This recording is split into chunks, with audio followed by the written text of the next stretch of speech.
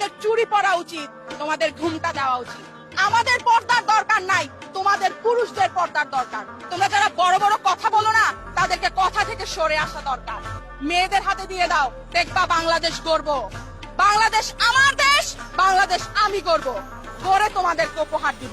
Okay fine, পাগলের সুখ মনে মনে আর মন থেকে যদি বাইরে প্রকাশ পায় তাহলে যা হয় আর কি। হ ভাই, বাংলাদেশ তো এই মালের দেশ আর আমরা সবাই তো ভাড়াটিয়া। হ আফা, মেয়েদের হাতে তো গত 30 থেকে 35 বছর ছিল এই উন্নয়নে খালি ছিনিমিনি খেলেছে। মাল খাইয়া টাল হয়ে আসে এই বেডি, মনে হয় ভুলে গেছে হাসু আফা আর খাদু আফা কি। ওকে ফাইন, কোন নারী যদি বলে পর্দার দরকার নাই তাহলে সে কোরআনের স্পষ্ট আয়াত অর্থাৎ আল্লাহর আদেশকে অস্বীকার করলো, অর্থাৎ সে কাফের হয়ে গেল। রমজান মাস, তাই বেশি কিছু বলতে মন চাচ্ছে না, তারপরও একটু বলি। আমাদের এই যুব সমাজ নষ্ট করেছে এদের মতো কিছু নষ্ট মেয়েরা। আপনারা রাস্তাঘাটে বের হলে অর্ধ উলঙ্গ হয়ে বের হবেন, এটাই হচ্ছে আপনাদের মতো কিছু মেয়েদের পারিবারিক শিক্ষা। আর এই শিক্ষা নিয়ে বলেন আমাদের পোশাকের স্বাধীনতা লাগবে, আমাদের স্বাধীনতা লাগবে। নিজেরা আগে পরিবর্তন হন, দেখবেন সবকিছু এমনিতেই পরিবর্তন হয়ে গেছে। দেশের ক্ষমতা নারীদের হাতে ছিল মোট 35 বছর। এই 35 বছরে কি কি হয়েছে তা সবই জানা আছে। আর তোর মতো অর্ধ উলঙ্গ নারী কি করতে পারবে তা আমাদের বোঝা হয়ে গেছে। আফগানিস্তানের বিচার চাই, কিন্তু আফগানিস্তানের আইন চাই না